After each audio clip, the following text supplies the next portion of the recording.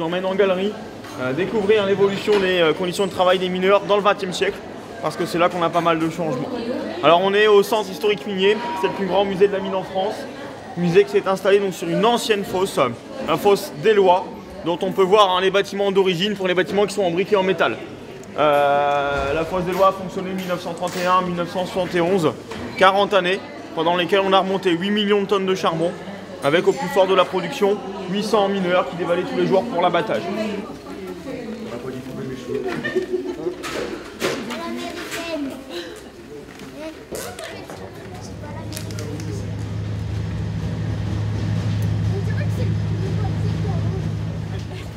Alors ce petit train là, effectivement, un train de transport du personnel, parce qu'on a dans les galeries, parfois dans les années 60, 5-6 km à parcourir avant d'arriver au front de taille.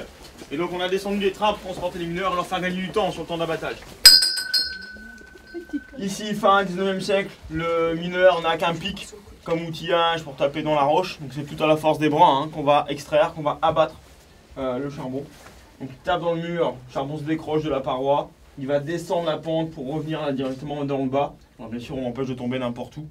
On met donc des bois, souvent des barrages temporaires. On va ramener le bois jusqu'au couloir qu'on a là. Et de là, on peut charger la berline qui est juste en dessous. Donc, derrière les mineurs, on a installé un couloir de tôle là, suspendu sur des chaînes. Le mineur va jeter son charbon là-dedans à la pelle au fur et à mesure. Et la machine en fonctionnement va secouer d'avant en arrière. Et par le jeu des secousses comme ça, les pierres vont remonter tout doucement le chantier pour venir tomber ici tout au bout dans la berline. Sur une journée, 2 équipes de travail à la suite, une équipe le matin, une équipe l'après-midi. Ces 2 équipes nous enlèvent complètement une bande d'1 mètre de large en charbon sur toute la longueur, 150 mètres de long assez facilement. Notre Galibo là, déjà il arrive à 14 ans. Il a des chaussures de sécurité, des gants, le casque en bakélite ou en plastique dur. Protège quand même davantage que le cuir bouilli qu'on avait précédemment. Lampe frontale sur le casque, la batterie à la ceinture, on éclaire là où on regarde, on avance en même temps que le mineur. Enfin oui, la lampe avance en même temps que le mineur, c'est quand même très pratique. Alors on est là donc sur un chantier donc, des années 70 ou 80. Donc un chantier qui a été électrifié, l'électricité n'arrivant que très tard au fond quand on la maîtrise suffisamment pour isoler complètement les boîtiers de commande et empêcher les étincelles de sortir de ces boîtiers et d'aller provoquer l'explosion de la poche de gaz. Donc c'est pas avant la fin des années 50 qu'on amène l'électricité au fond. Et par contre quand on l'amène à cette énergie-là, on va amener avec des machines qui vont être très puissantes dans leur capacité d'abattage. On travaille avec des courants forts pour aller faire fonctionner les machines. Et donc c'est dans les plus beaux des chantiers qu'on pourra installer ce genre de machine. Il faut qu'on ait au départ et de la hauteur pour que la machine puisse passer, et ensuite un temps d'exploitation qui soit devant la machine suffisamment long pour rentabiliser le temps qu'on a passé à l'installer.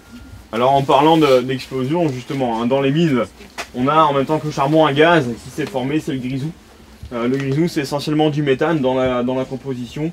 Et si dans le chantier, le grisou a un taux compris entre 5 et 15% dans l'air, à la main l'étincelle, il explose. Bon, c'est un peu plus violent que ça. Destructeur, coup de grisou, quand ça se produit. Mais le coup de grisou sera aussi souvent suivi par ce qu'on appellera un coup de poussier. Donc un coup de poussier, c'est un soulèvement des poussières, une inflammation de ces poussières et une propagation d'incendie de proche en proche dans les galeries. Et là, si on a un coup de poussier, on a un effet dévastateur. On a eu un exemple tragique dans la région, 10 mars 1906, dans les mines de Courrières. On a eu un coup de poussier qui a détruit en quelques secondes 110 km de galerie. Et dans la catastrophe, coûté la vie à 1099 mineurs. Ça a été la plus grande catastrophe des mines en Europe, 10 mars 1906.